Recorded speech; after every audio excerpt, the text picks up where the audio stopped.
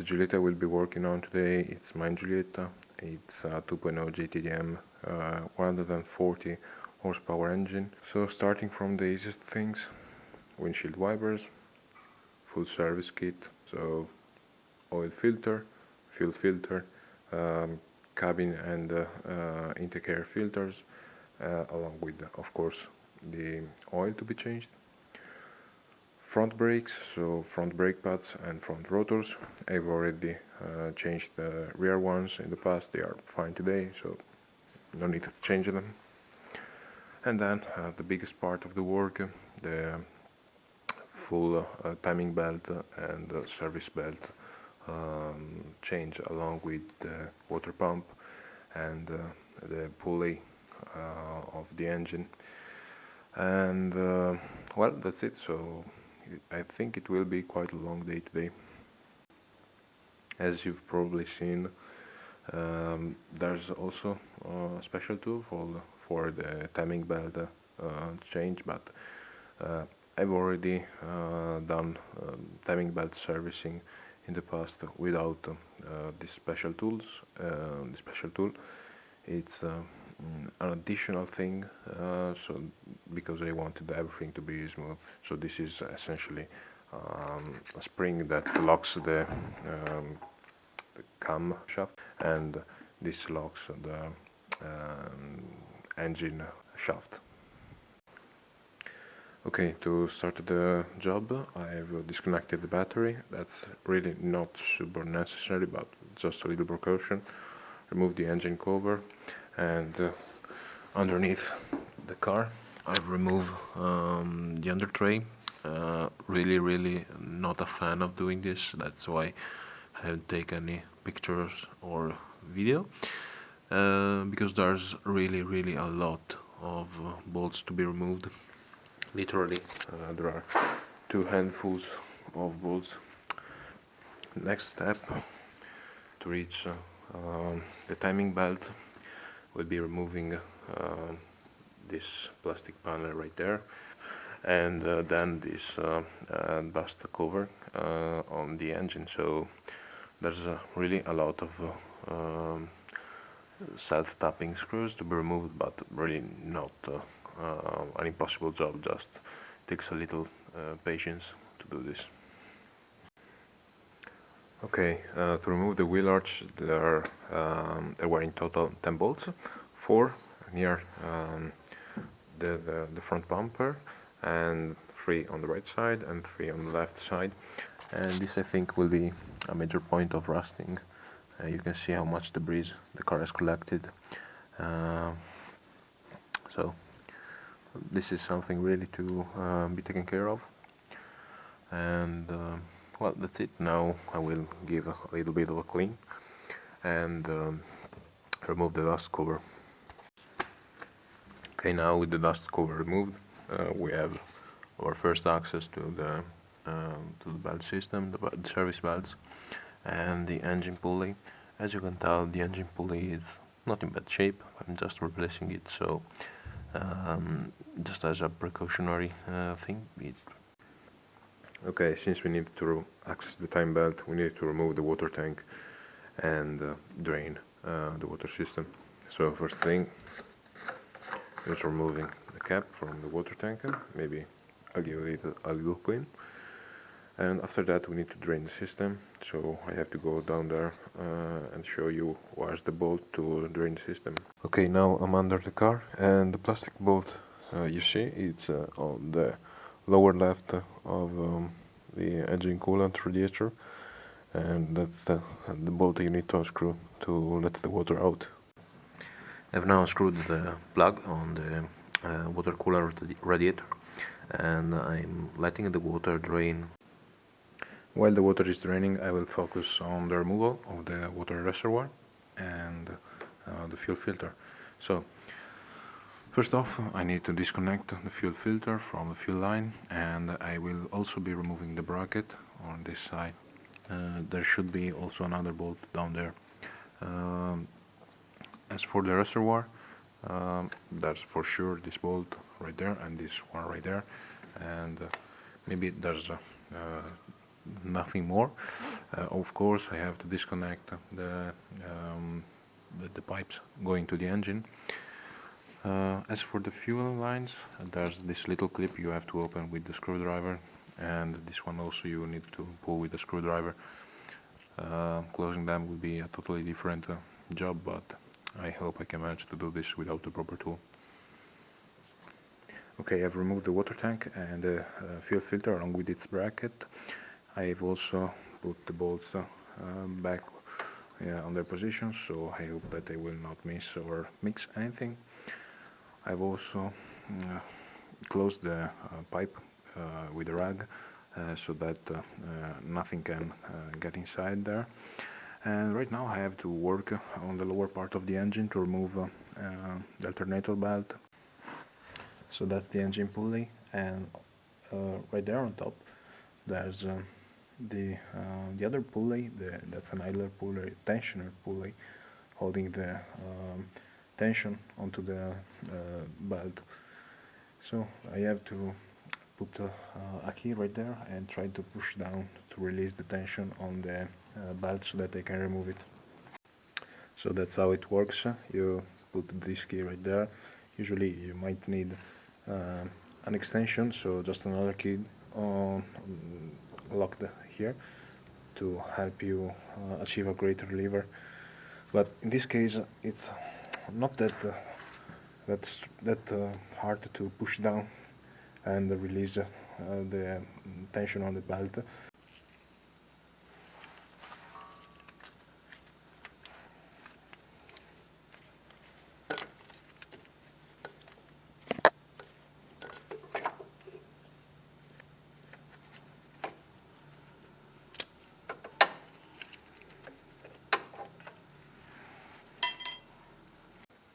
With the belt removed, it's now time to disassemble the pulley from the engine. It's just those 4 bolts. They look like T50 Torx. Now with the pulley removed, we can remove this idler right there and the tensioner. As you can tell, the idler is not sounding really fantastic. Okay, so I'm a little bit stuck with the removal of the pulley, of the idler and the tensioner pulley for the alternator belt because of the low space available to insert a key. So right now I'm finding a way around. So the engine is now supported underneath the oil sump with an hydraulic jack. I've now removed the 3 bolts, 1 short and 2 longs holding the engine support, and I've removed this shroud covering the engine. Now the objective is to remove the engine support, since the timing belt need the timing belt cover need to be removed. So now I will remove these 3 screws and hopefully the silent block will be freed. Okay, now with the engine support removed, it's much easier to reach the bolts I need to remove. They are 15mm Axon screws. So there's one right there, which I can probably reach with my usual key, and there are one here and one here that may be lifting 1 centimeters up the engine with the hydraulic lifter.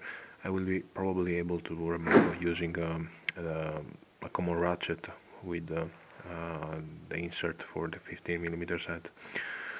After that there's at least this one, and I don't know if maybe under the cover there's some other ones, so I will also remove the cover. The cover looks like T30 Torx screws. Okay, at the moment I've been able to remove the cover for the timing belt. There's just a little clip right there along with the 7 screws. The clip is holding this cable right there. And as for the engine support, well, this screw doesn't want to come out. That's interesting, at least. This screw, same thing right there. I've removed the screw right here and the small one right there. And I thought previously that this was the engine support, but yes, of course it's the engine support, but it goes much down in the engine bay, so there's actually at least one other bolt I have to remove before this can pop out. So the work is getting really painful. I was able to remove those two bolts along with this idler by lowering down the engine, and now I'm trying to figure out how to remove this last bolt right there.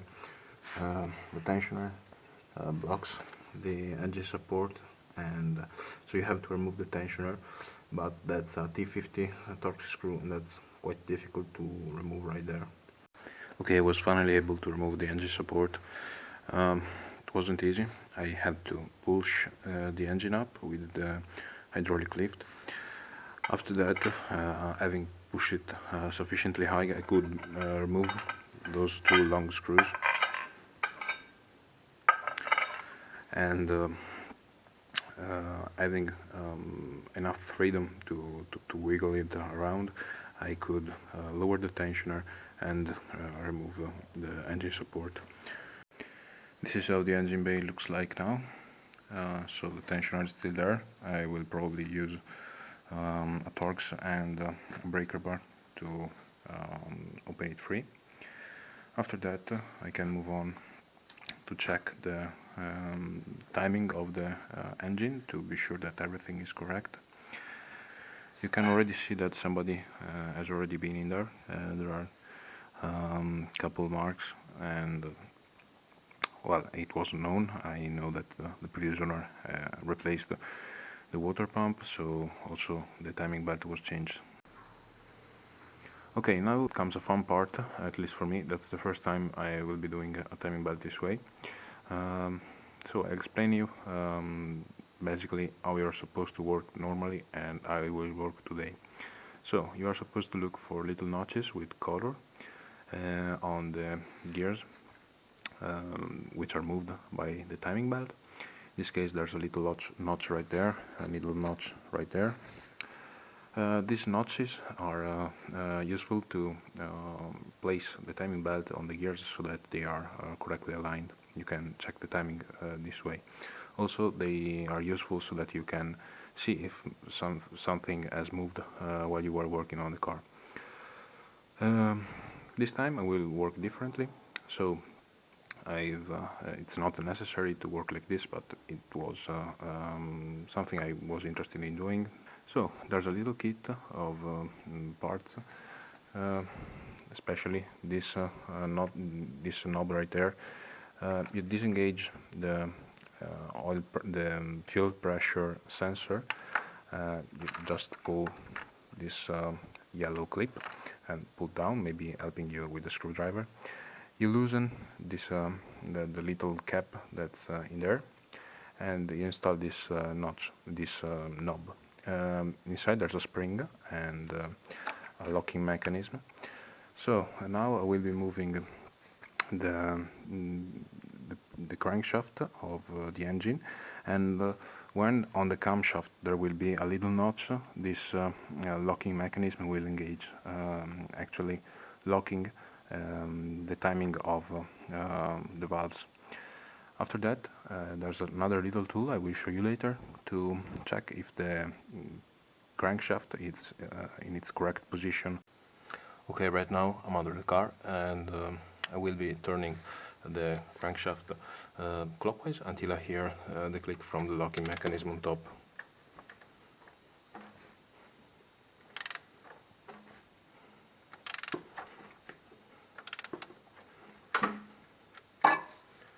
Okay, so you've heard the click, so everything should be in its correct position. I've already placed this little adapter, and it replaces a little screw of the engine, and you can place this little thing right there to check whether the alignment is correct. So if my understanding of how this works is right, you should see that this hole right there matches with the hole on the where the pulley is installed, and the other hole right there matches with the knob on the pinion. To remove the timing belt, you have to relieve the tension on it, so you have to unscrew this little tensioner right there, and after that you can slide the timing belt out of the gears. of course, using this knob right there, the gear connected to the camshaft, it's locked in place.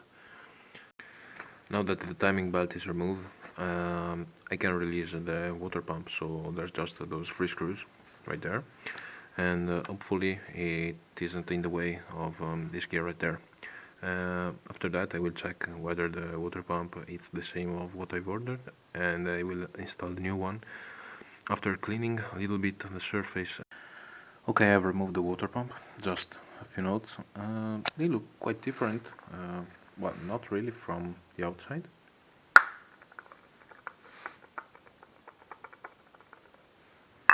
But from the inside. So, this is a plastic impeller. This looks like it's a metal one. I've never ever seen a water pump done like this. Also, it looks like they've gone and added some additional paste to seal, I guess. The water pump, the previous owner told me that there was a leakage on the water pump, so I expect that this has been done for further waterproofing. I don't think I will apply any sealant. I will just use the stock gasket on the newer water pump. So I will now reinstall the water pump along with its gasket. I had given the bolts a little clean. They were really gummed up with thread locker, and the sealant applied by the previous owner. You should really use a star pattern to tighten down water pumps, but in this case there are only 3 bolts, so you just tighten them little by little, one by one. Tightening torque 25 Newton meters for these bolts. Okay, now that the water pump is fitted, you can feel that it's touching nothing, so everything is okay. At the end I opted to install the screws without the thread locker, just 25 Newton meters, maybe a touch more. Now I want to replace this idler pulley, so just unscrew this bolt right there and replace the idler and the screw if you have it. Okay, now this idler has been replaced. I've read the conflicting reports on the tightening torque from 25 to 50 Newton meters. The bolt grade is 10.9, so 50 Newton meters should be no problem at all. I don't know for the engine. Now it's time to replace this tensioner right there. So I will just unscrew the old tensioner and put back the new one. So nothing really special. The tensioning itself will be done later on. Okay, now the tensioner is fitted. It's not tightened a lot. You can see it can still slide. There's a notch right there that is guiding the tensioner in its movement. Now it's time to fit the timing belt. So there are little marks on the belt, and they are supposed to be aligned with the marks on the 3 gears on the engine. So we'll now fit the timing belt. I will start from the pinion down there, and I will go up on the tensioner, then around the water pump, then I will do this loop right there, going to the idler, and then back to the pinion. Just some quick tips. So the timing belt has a rotation direction, so you can check the marks to know how will the loop go, and also the marks are aligned with teeth or with valleys. So for the top gears, the marks should align with the teeth, so you know how which mark goes where, and the remaining mark, the one on the valley, goes on the pinion. Okay, now the timing belt is fitted but still not tensioned. You can see that this mark right there is on this groove. Probably you can't make this out, but this mark right there on the timing belt, it's on this groove, and down there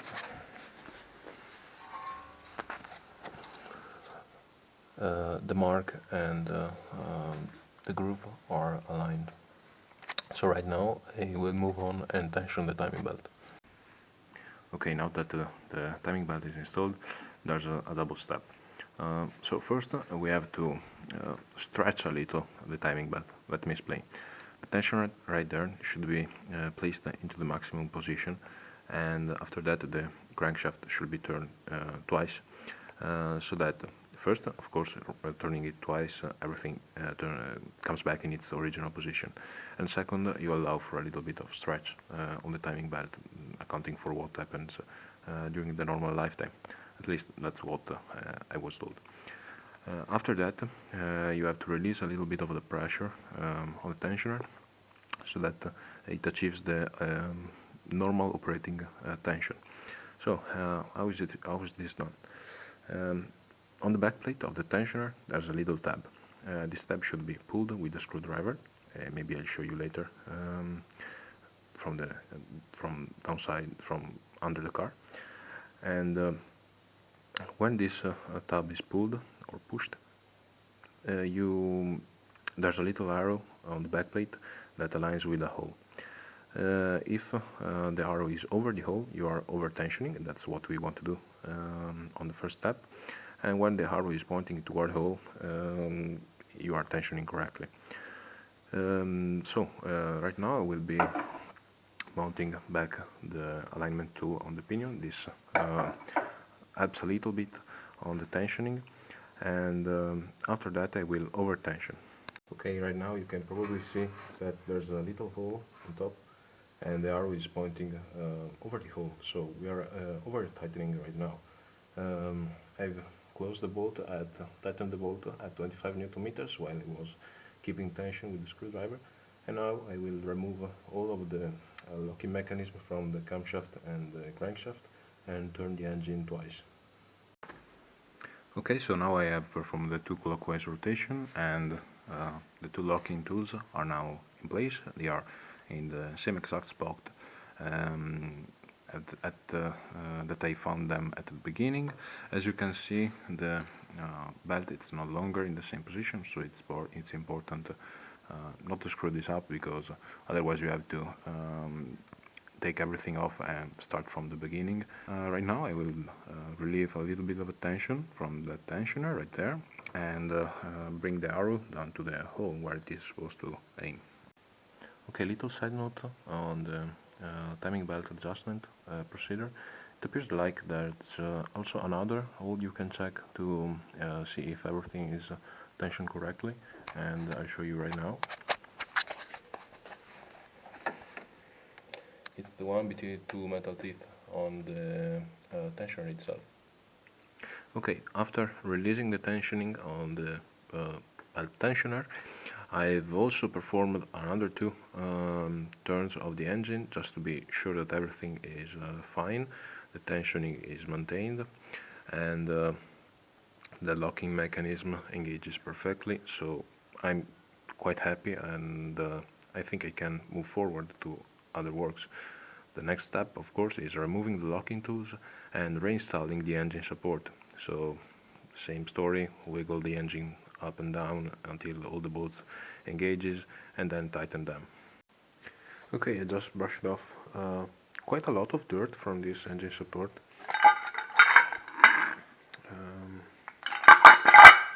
You can see that right there. And so just a quick memo on the bolt position: long one, medium one, let's say that's medium, short, and short. So while I was cleaning it, I found something that maybe I've missed before.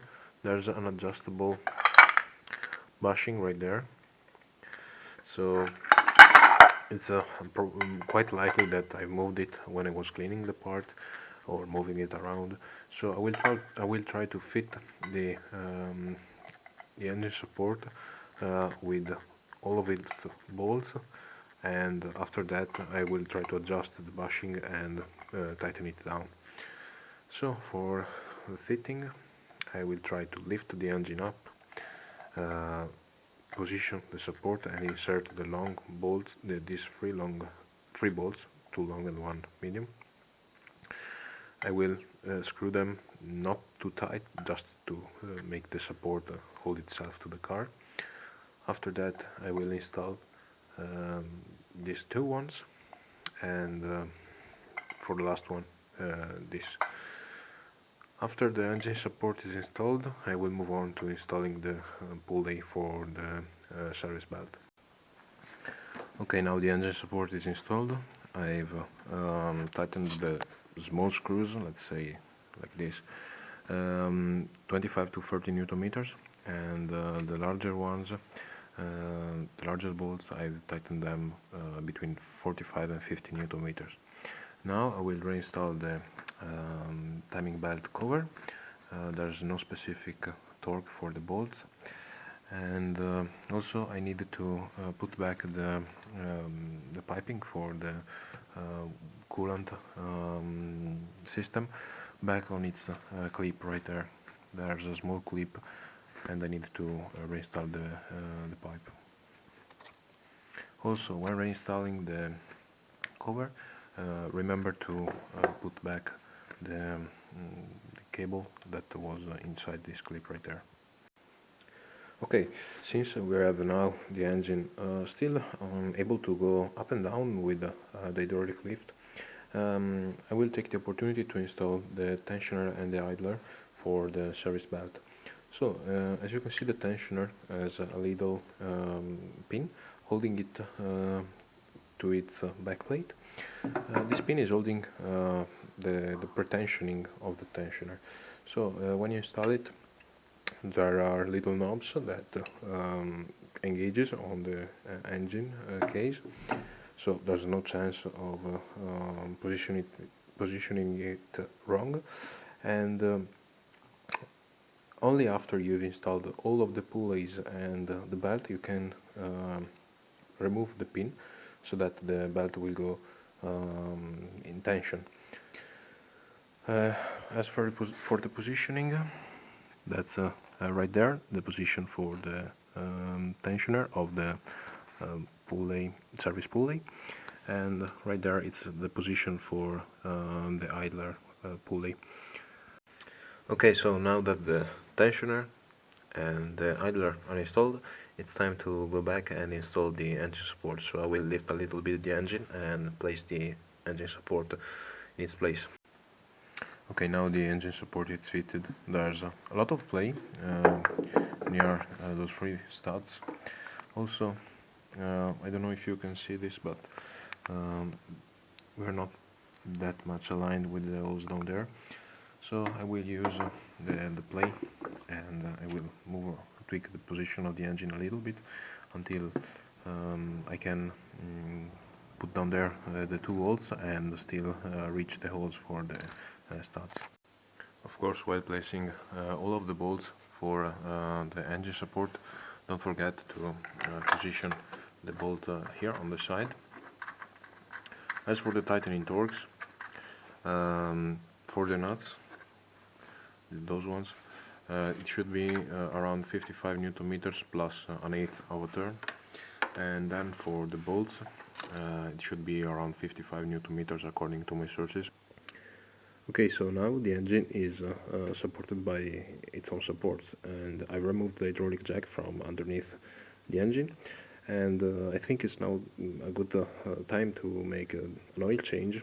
This is the oil cap and for the oil pan, and of course a bucket is required to collect all of the oil without making a mess.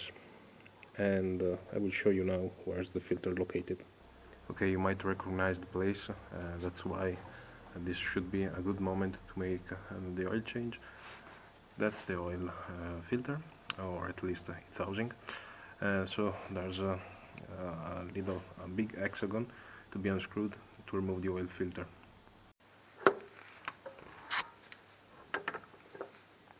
Okay, so while the oil is draining, I will remove the air filter, which is located underneath this cap. Just 3 bolts, you pop this out and replace the air filter. So that's the cap for the oil filter, and that's the old oil filter. I've fitted a new gasket on this container, and I've also fitted the two gaskets on the new oil filter. Now I will put this back on in the engine bay, and I will tighten the cover at 30 Newton meters. Okay, that's the oil filter completely installed. You need to fill it twice engaging, since there are two gaskets. And just for information, this is the hole on the subframe where the oil seems to collect and drop down on the pan. So time to make this engine bay look like one again. I will put back the cover on. It's just fixed with the Velcro straps. We'll put back the coolant reservoir with screws and the clips connecting to the pipes. We'll put back the bracket holding the fuel filter, and on the fuel filter I have to recover from the old one this fuel water mixture sensor, so I think this one tells the car whether the fuel is good or not. Okay, now all of the filters are installed and the water reservoir is installed, so I will start pouring some oil. I have chosen Castrol 5W30. The oil is at its level. It required about 4 liters of oil. Now it's time to fill the cooling system. So the coolant will be mixed with water 50%, and to bleed the system there are 3 points. The easiest to reach is this one, so the little plastic screw you see right there. Then there is the blue screw right there on the thermostat housing. I reached it with a pair of pliers, and it's quite peculiar. You unscrew it, and there's that little thing right there emerging. So water will come out of there. And finally, there's that little screw right there, similar to the one we use to empty the system. So I will fill the system with the mix of water and coolant, and I will bleed it one screw at a time. Okay, now we have the cooling system filled. It's now time to finish the service belt assembly. Okay, so now it's time to install the engine pulley. This one right there. And this pulley comes with its own bolts. They are similar to the ones installed before. They are just new, and they are required to be torqued to 30 Newton meters. Okay, now the pulley is fitted back. Don't forget to reconnect the fuel filter sensor. If you are in the market that FCA consider as a hot climate or dusty, so I think desert, you also have this idler pulley that I've installed just to show you how it's supposed to look like. You probably have a different tensioner and a different belt, so correctly check your part numbers before ordering. Now I will disassemble it and install the correct belt for my system.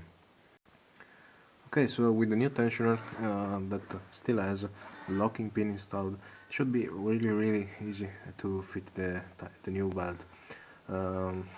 As for the loop, you have to turn around this pulley right there, move over the tensioner, then to the alternator, and then over this fixed pulley right there.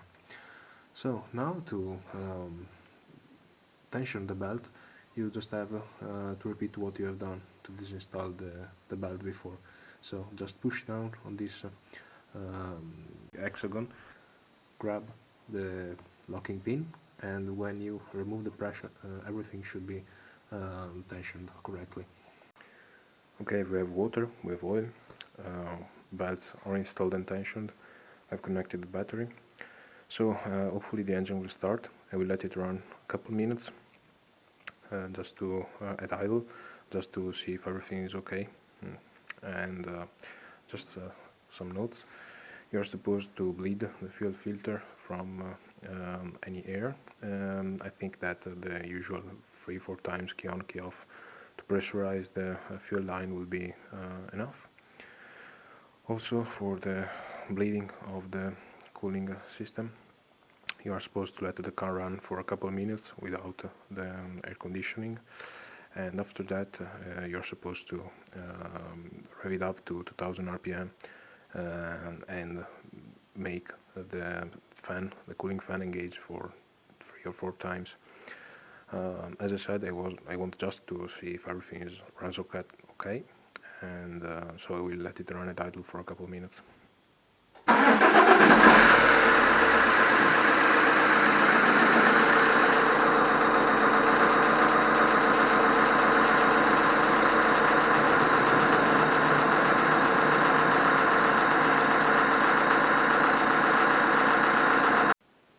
So everything looks fine. As you've probably heard, I'm one of the lucky ones that bought a car with a knock-in cylinder, and well, that's it. I'm sitting at 140,000 kilometers. The car is still running. I don't know for how long, but that's it. Right now I think that all I have to do is set the cover back and the mudguard, the wheel arch, and the under tray. Okay, now the car is running fine and it's time to reset the service intervals. So to do so, you will need a cheap OBD adapter with a yellow cable and some kind of software. In this case I'm using Multiecuscan, but there are also other alternatives, for example Alpha OBD. If you don't reset the service intervals after a certain amount of DPF regenerations, the car will light up the oil indicator on the dashboard to let you know that the oil degradation has reached the worst level, so you need to change the oil. But if you have already done it, it's not necessary. You just have to reset the service interval to let the car know that the oil is new. Okay, so now I've plugged in the OBD adapter into the OBD port of the car, and now I'm on my registered copy of Multiecuscan, and I'm selecting Alfa Romeo, Giulietta 2.0 and JTDm 16 valves, service, and service interval reset. If you are unsure whether the adapter is connected or not, you can always go to the settings and interfaces, select the appropriate COM port and try test. You will see a list of commands running, and with this you know that the OBD is connected. So I'm connecting. Connect adapter 3, yellow, okay. Connecting to ECU.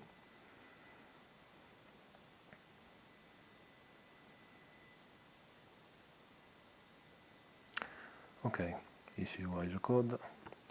Parameters. Here you can take a look at what the various parameters of the car are. So now we'll go on adjustment. Next service kilometer reset, I think that's the one I was looking for. Failed to execute, fantastic. Okay, even though it said that it failed, I can really see that all the parameters have been updated. The number of services has been reset to 0. I will now try to set the number of coupons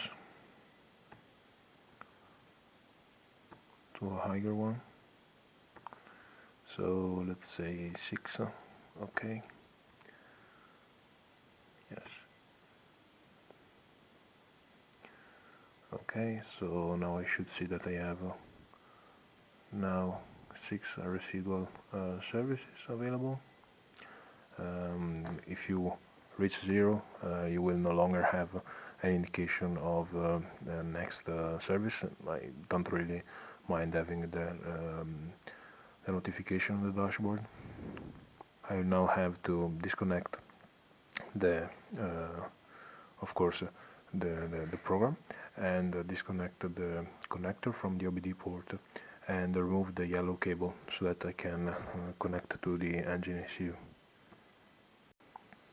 Okay, so now I'm in the engine ECU submenu. I'm looking at the parameters. So Here I can see that the oil degradation level is 28%. When this reaches 0, the oil is totally shot. Each time our regeneration is performed, the percentage will drop. It starts from 100 and goes down. So you can tell that the oil change was quite due. You can also see that the last oil change is set at 140,000 kilometers. That's the last time I changed it, and I've almost 10,000 kilometers left. I had almost 10,000 kilometers left. Now I need to reset those stats. So I'm going to some menu adjustments, oil change only for version with DPF.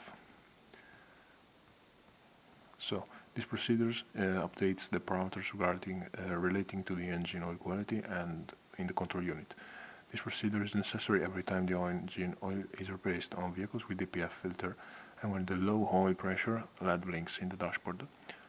Turn the key off and wait 60 seconds after successful execution of this procedure to let the ECU reset its internal registers. So execute. Yes.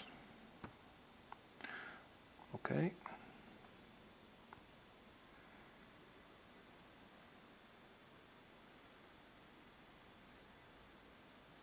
Okay, so now I will turn the key off and wait 60 seconds so that the ECU is updated, and then I will check if everything is okay. Okay, it's now time to change the air filter inside the cabin. I'm on the right side of the car, and I've already removed this piece of panel right there. This panel has 3 clips here that are connected along the other panel of the tunnel, and there's also this little tab in front right here going into the carpet. So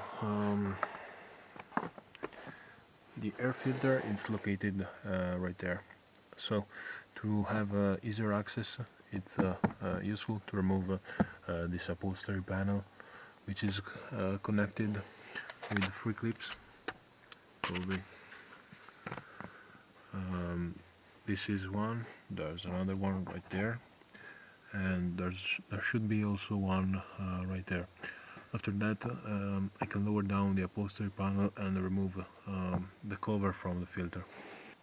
So that's quite funny. Inside the upholstery panel there was this little adhesive showing that the number of the operator which perform that controls operations on the car, and the date, which is 11th of October 2011, and the hour, so 17:24 and 12 seconds. It's quite funny to find after so many years.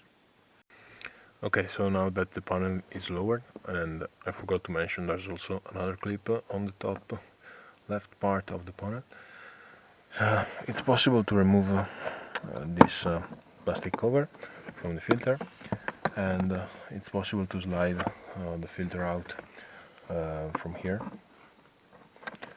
In this case it's usually quite of some good help to have vacuum cleaner, because this filter is quite full of junk usually, so good clean is required to perform some good operation.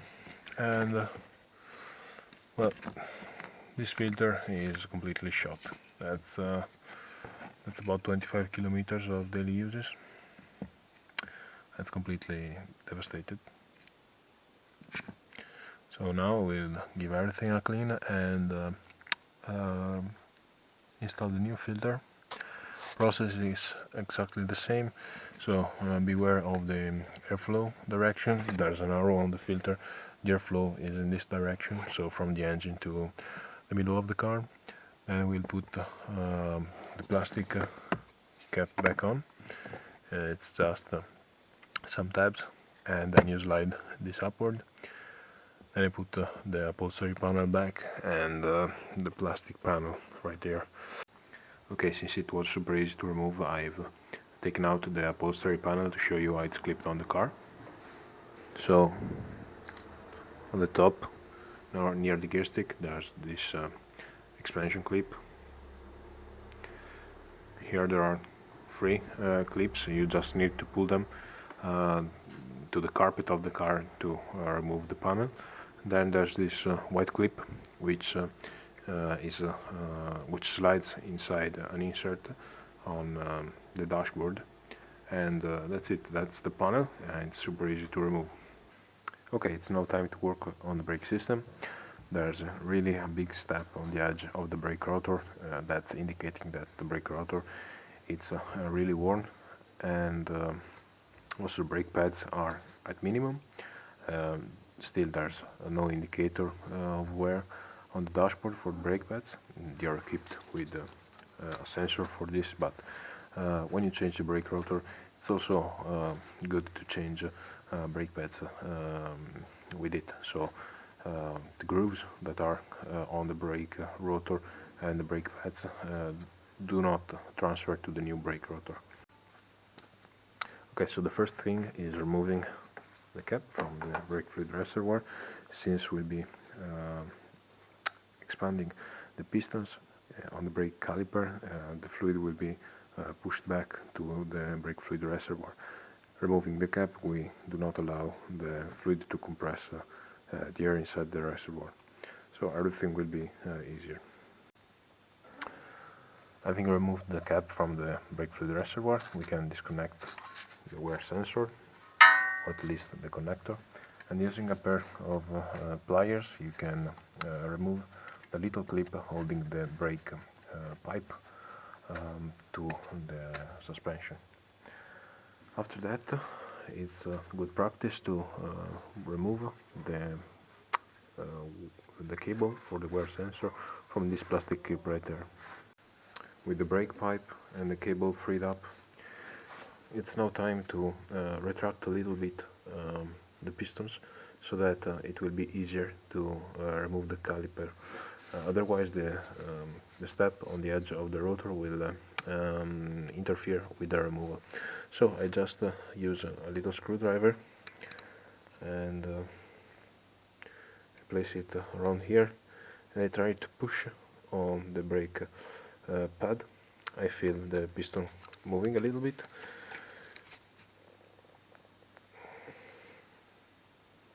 Okay, now having pushed a little bit, you can see that there's a gap between the pad and the rotor, so the caliper will slide out without any problem.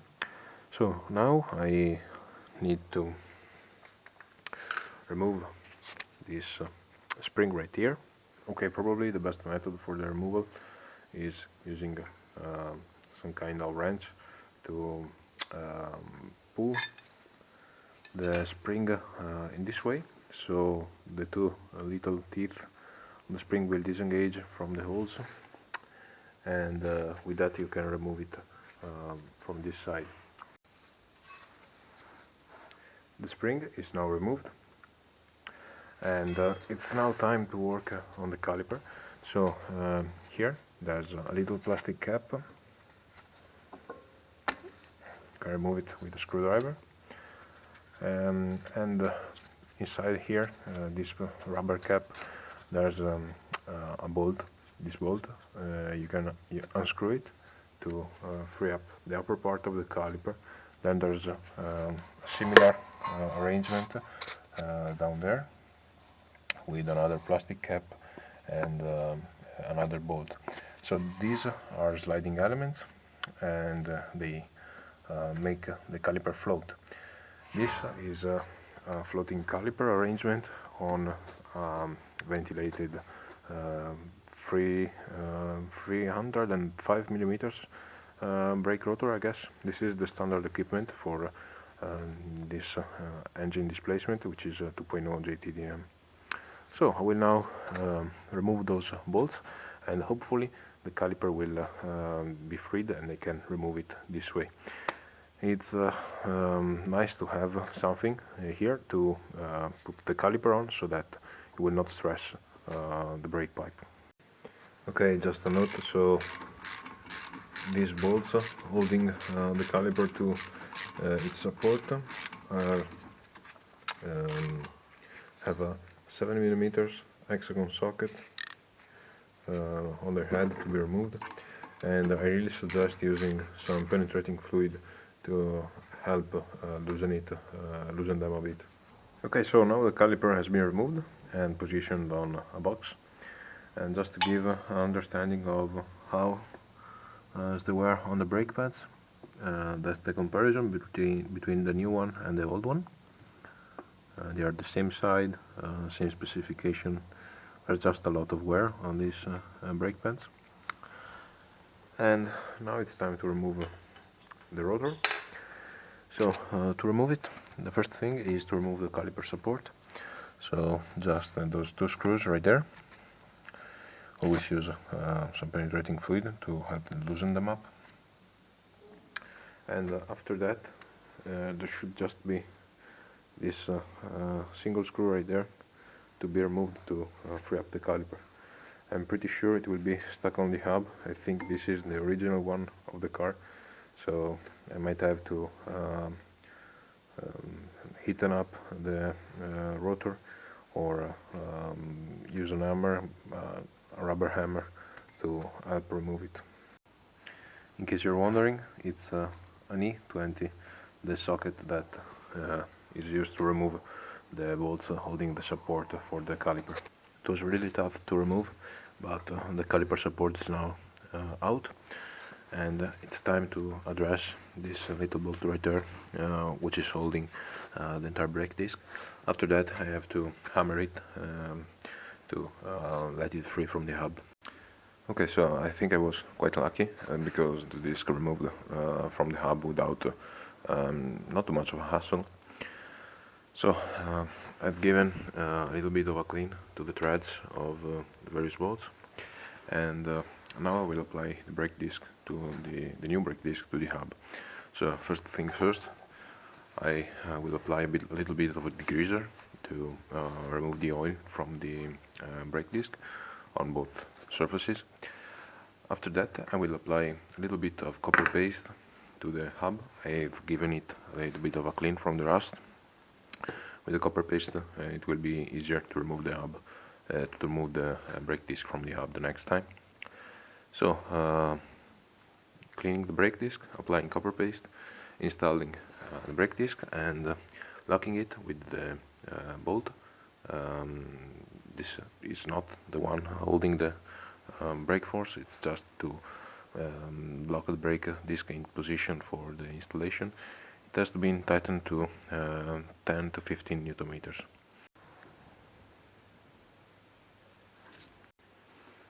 Okay, now it's time to put back the caliper support. So these are the sliders where the brake pads move. I didn't bother putting copper grease here. I just gave them a clean with a steel brush. And to reinstall these bolts, you have to tighten them up to 160 Newton meters. I will also use some medium thread lockers here on the bottom. You see that there was some red thread locker right there that was completely useless because those threads do not engage on the actual thread. So medium thread locker, 160 Newton meters. To put the torque wrench right there, I strongly suggest you to lift both wheels up and turn this way so that they are exposed, and you can reach with the torque wrench. Okay, now it's time to work on the brake pads. This one right here on the piston side has a little spring holding it in.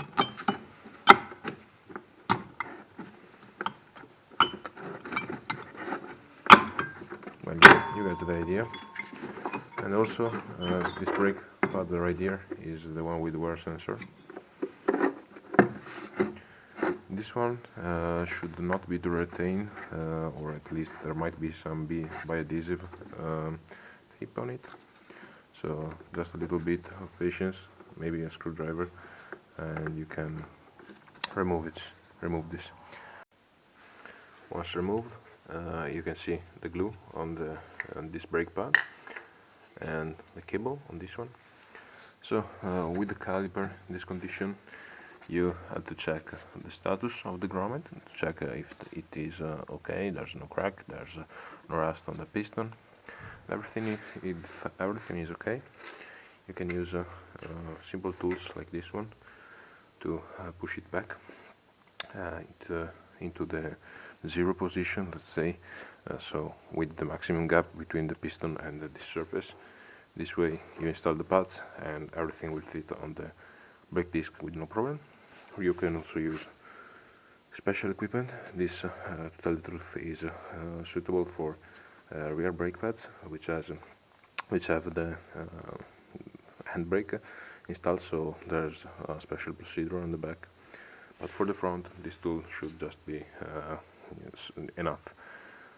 Please remember to leave the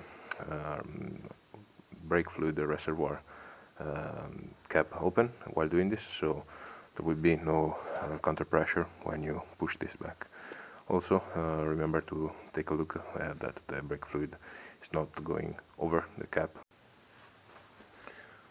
Okay, so the glue residue has been removed from this part of the caliper.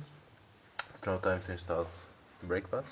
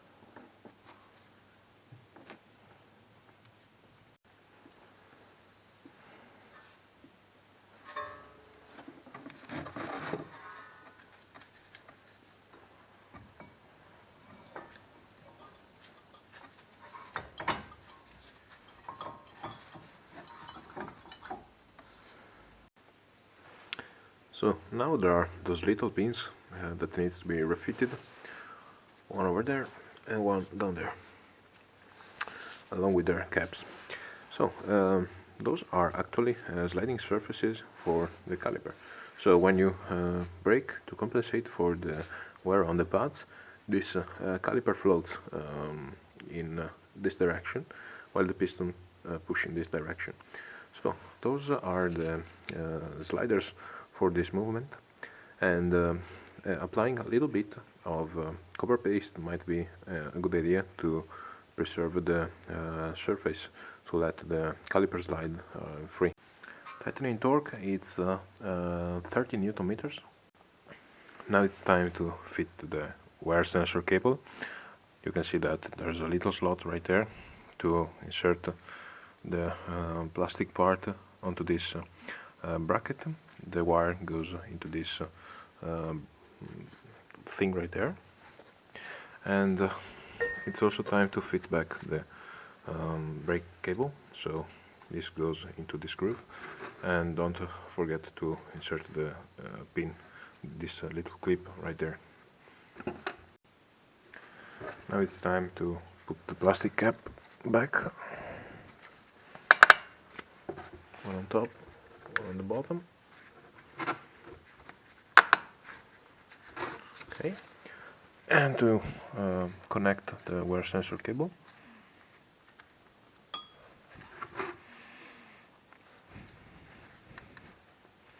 Okay,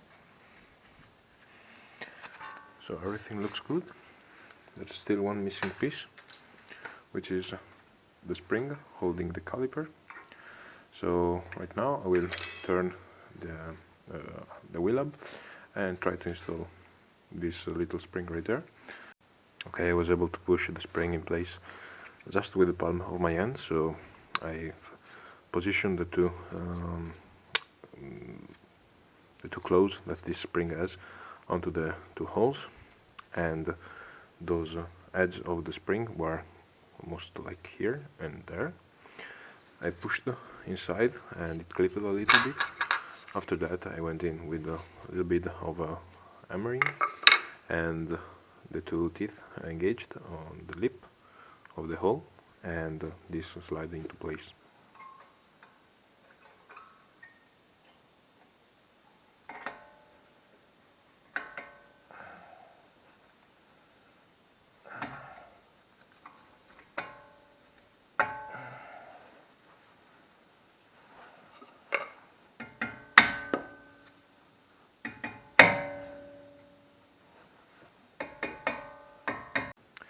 Okay, so now it's time to put the wheel back on and move on to the other side of the car. The process is exactly the same. Okay, so that's a little bonus clip. I wanted to show you maybe a better way of installing the brake pads. So here I have the new external brake pad.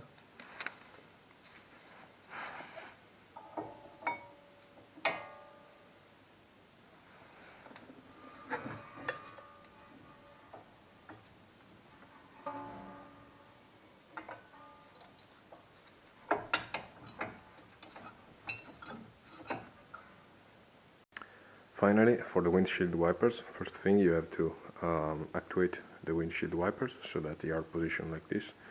You simply turn off the dashboard to leave them in this position. Put them up. Press on this little button like here, and the old windshield wiper is released.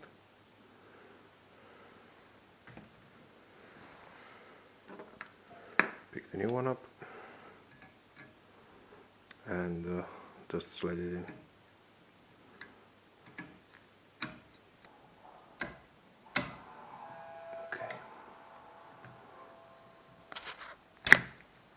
Okay. Little difficult just with one hand, but absolutely this is part of today's job.